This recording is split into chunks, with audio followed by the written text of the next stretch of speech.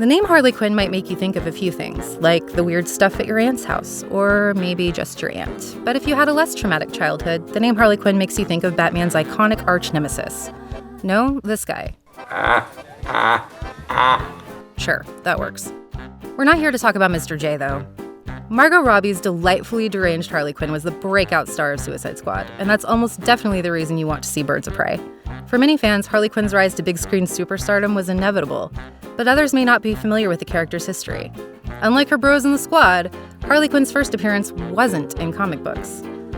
Harley Quinn's origins are somewhat unconventional compared to her DC co-stars. She was first introduced in an episode of Batman the Animated Series, the indisputably greatest animated show of all time, and those are just the facts, ma'am. Created by legendary animators and DC Comics guys Paul Dini and Bruce Timm, Harley Quinn made her debut in the episode Joker's Favor, in which she's introduced as a sidekick to the Joker, voiced by some dude named Mark Hamill. Harley was only meant to appear in one episode, but she was an instant hit with fans, so Dini and Timm made her a regular character. Despite a name that suggests a bizarre pop culture combo, Harley was actually inspired by the woman who voiced the character, Arlene Sorkin, star of the daytime soap opera Days of Our Lives. You know, the one with the hourglass and all the sand. Paul Dini was friends with the actress, so he based Harley's personality and quirks on Sorkin.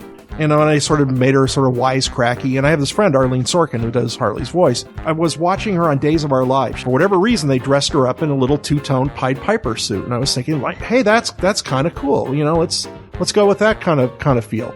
Harley Quinn, pleased to meet ya.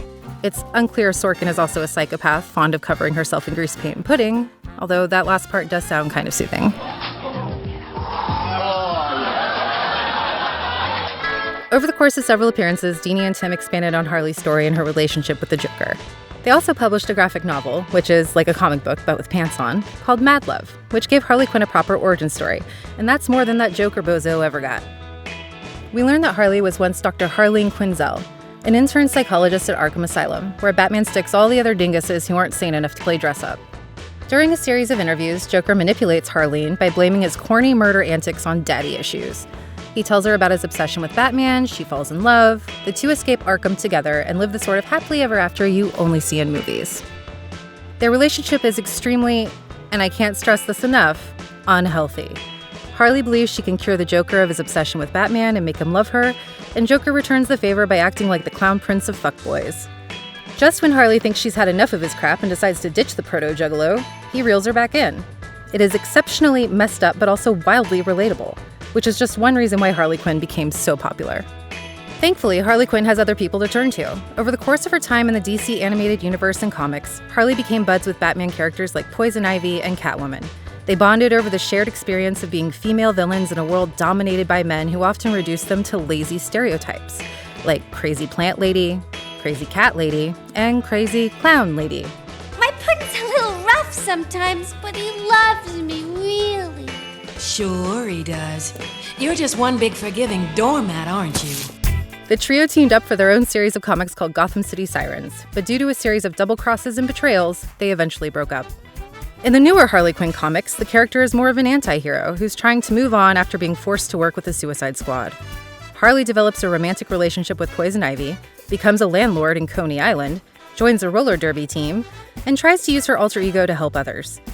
She also forms her own team of crime fighters known as the Gang of Harleys, featuring a diverse assortment of vigilantes like Bally Quinn, Harlem Harley, and Harvey Quinn. Yes, Harvey. Don't worry, he's cool.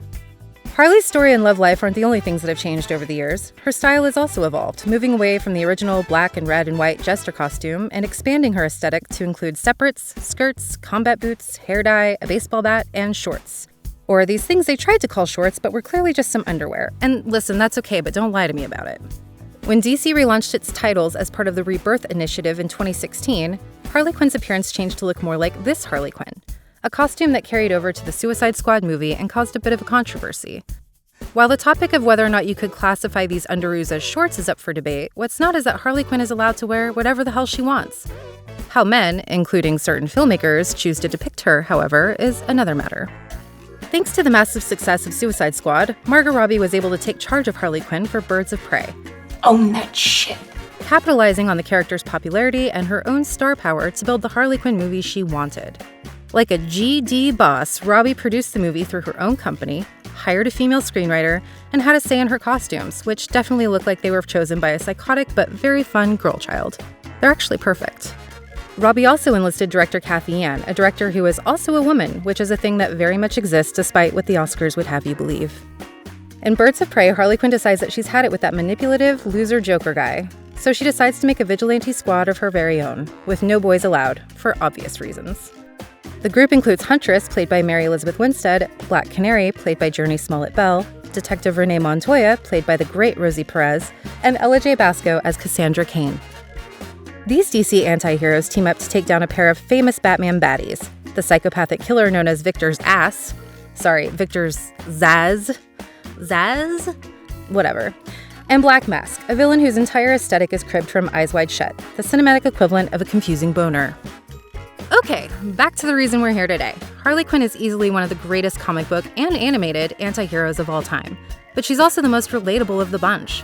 Her ability to be simultaneously feminine and tough, her tendency to go off the rails, the way she processes everything in her life with a dark sense of humor, and her on-again, off-again relationship with a dude who is clearly not worth her time. I mean, who among us? The reason we love Harley Quinn is that she's not superhuman, she's human.